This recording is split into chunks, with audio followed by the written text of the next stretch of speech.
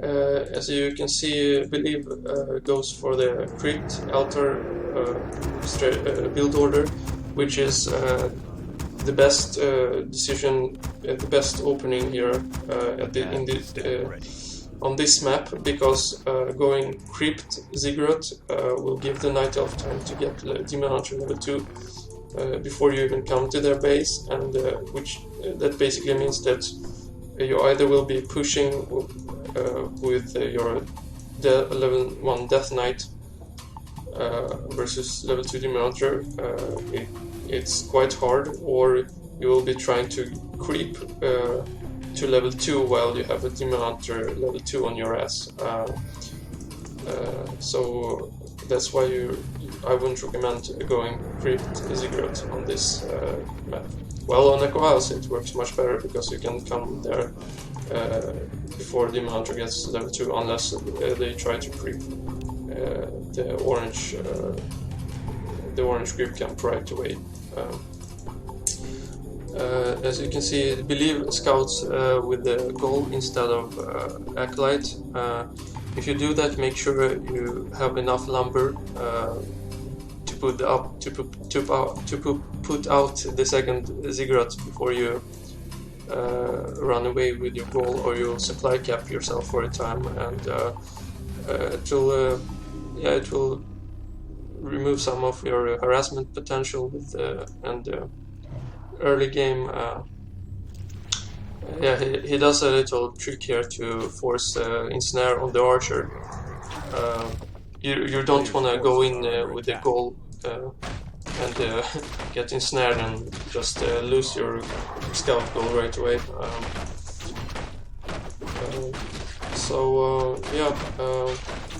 Now he does want to try and harass some wisps. This usually doesn't really get you any wisp kills. It distracts the Night Elf player and gives him it gives you possibility of him making a mistake. Like in this situation, the archer kill. I think Believe could have saved that goal there, but he chose to sacrifice that to use the coil on a wisp instead. So he gets 2 wisps, which is the same amount for a goal, so he's still 1 archer kill up. So it's good for him in this situation. So the weakness of going Death Coil is now that Death Knight doesn't have any mana versus Demon Hunter. You don't have mana after Little Harass. The potential of any real harassment here after this is very small, so a player's forces are under attack. That's why he decides to go and creep to level 2 before going on and trying to harass or kill some archers. And you really don't want to go with the level 1 Death Knight versus level 2 Demon Hunter and have just Death Coil as skill and have no mana, because you'll just lose many goals. So that's why he decides to get level 2 before going. And so you can see he's on his way here to try and push the Night Elf base, but gets scouted by Remind, which is it's a good move by Remind here to delay the undead push and also weaken it quite a lot here, as he picks off 2 goals here, which already makes this push quite neutralized, I could say.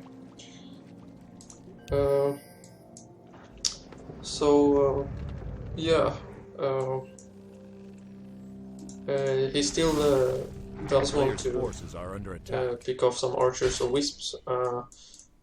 a great way to do this, while you don't see this in the replay here, while you're pushing the Night Elf and trying to hunt down some archers, if you have a decent amount of goals here, he has far too few here to do this, but you can put 1, 2, maybe a couple of goals maybe, and the skeleton warrior on wisps, and just shift click wisp to wisp, and they'll just run around and kill wisps while you're trying to hunt down archers. And usually the elves get focused on saving archers and not getting their heroes surrounded, so they miss this little trick. It works actually on pro level as well, because it's just usually too hard to focus on saving archers, your hero not getting surrounded, and also keeping wisps alive while they're focused. So with this move, you can usually pick off at least 2 wisps, as long as you're there and trying to kill archers. It works quite well. Why I believe is going creeping here is because since he lost some goals, he's a little bit behind, so he does this risky creep to try and come back into the game.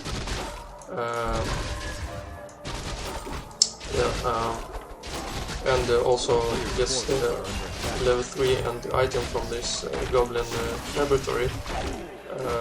You don't want the Night of player to get that item from there, because for example it can be Book of the Dead, which can result in quite annoying acolyte slaughter in your base if the Night Elf gets the right timing.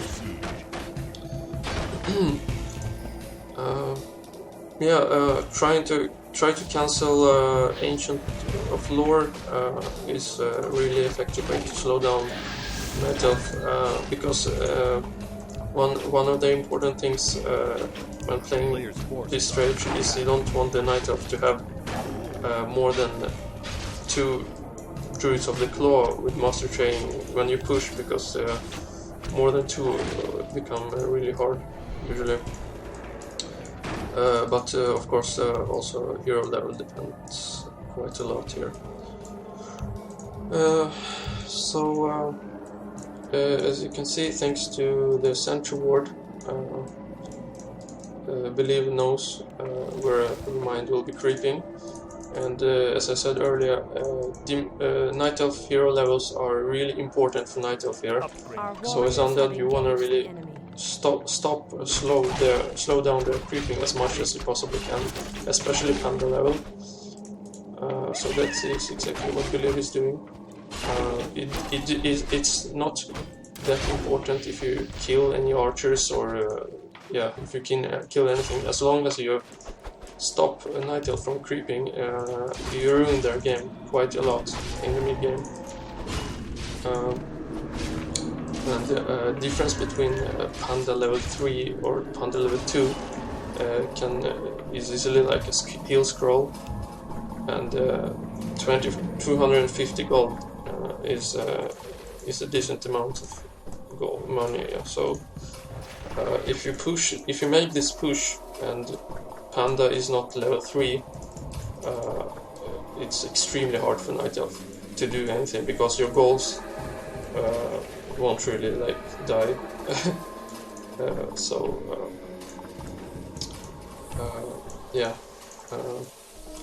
Also, this map is kind of divided into 3 sections. You can go from your base, you can go left, right, or in the center. If you have a ward on like I believe here, you can anticipate quite a lot from your enemy, because usually if they go left or right, they want to creep. If they go center, they're usually looking to fight. As you saw there, Night Elf was trying to get some creep check, and yeah, it stopped Believe from trying to get the red camp. Now Remind is trying to get his neutral. Yeah, and now Believe is doing this push with Naga and Lich, and the way this works is that you group your army without goals on. I usually put them on number 1, and then all your goals on number 2. And you just focus Night Elf heroes with your number 1 selected army and try to surround the heroes with your goals. And this works really good because you can nuke, and also you slow down with Naga and Frost Nova, as you can see on Panda here. It's really easy to, if undead heroes get in bad position, and as you see here, level 2 Panda didn't really do anything, and that's thanks to good offensive play from Believe, not allowing Panda to get high level, which really made the end push here really effective. And also there is only one. Yeah, he was lucky to pre-check, to rally check 2 Druids of the Claw. Of course the outcome could have been quite different otherwise, but yeah, 2 or 3 Druids of the Claw is still quite okay, but yeah, more than 3 becomes really hard with this push. Then you kind of need destroyers, which is yeah, it's much more expensive. Yeah, it's basically over at this point. Both yeah, heroes are dead, and even if Panda comes out, it's just level 2, can't do any real damage at level 2. So Believe doesn't even need a healing scroll here. Yeah, it's GG. Yeah, that's. I hope I got everything I wanted to talk about. Also, I forgot the difference between the pros and cons of going Naga second instead of Lich. With Naga, you can be more you can be more aggressive, and you can pick off archers maybe easier, because Naga doesn't require a lot of mana to still shoot the cold arrows, and Lich versus Demon Hunter, you usually just get off 1 Nova and then you're burned, your mana is burned away. Usually you can't, the chance of keeping Lich alive isn't really that much greater, since both Lich and Naga are really slow and low HP, and with Demon Hunter you usually don't have mana for coils, so yeah, hard to keep any of them alive is if you get into bad position. But yeah, you don't want to be too aggressive and too committed in that stage when you don't really have tier 3. You just want to creep check and harass. Yeah, and you can fight, of course, if you have your goal army out, and there aren't at least not several dries up. Then it's then you have to back away. Also, a good tip is, if you're going Naga second, try to what I usually do, I don't put her in the same control key as my army, so I just use F2 on Naga, so when I come down to fighting, I just put her, for example, on Demon Hunter, and then I use my #1 selected army to try and surround Demon Hunter, or put her Naga on focusing an archer, and then I just run and try to kill the archer with maybe a surround or just a focus fire. Also, you can, by controlling Naga separately, you can just run back and forth with her without thinking about using shift to remove her from control group and stuff like that. And then when you come down later to game, you can just recontrol and use Naga, Demon, Death Knight, and Lich in the same group with a Fiend or two, and goals separately, of course. You don't want to have goals and Fiends in the same control group, because you want to focus fire with the Fiends and your heroes, and try and surround, and you can also use attack move with goals, but you don't want to just focus fire with goals on the single unit, just like from one direction. They will just they will block each other. So you want to try and surround units with your goals, especially when they have frenzy. They're extremely effective that way.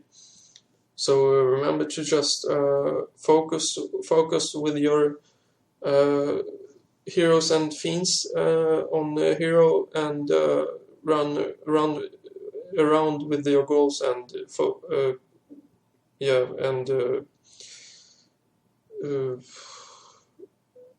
and surround and just focus fire.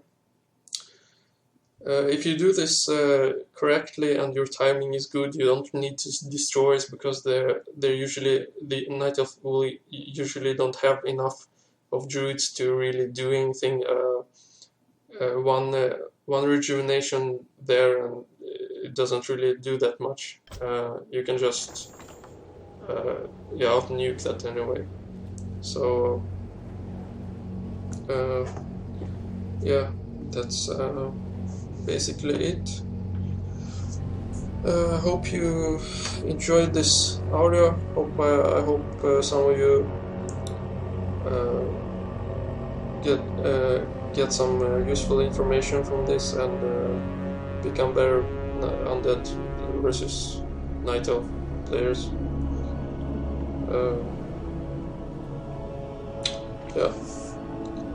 So thanks, and I'm out.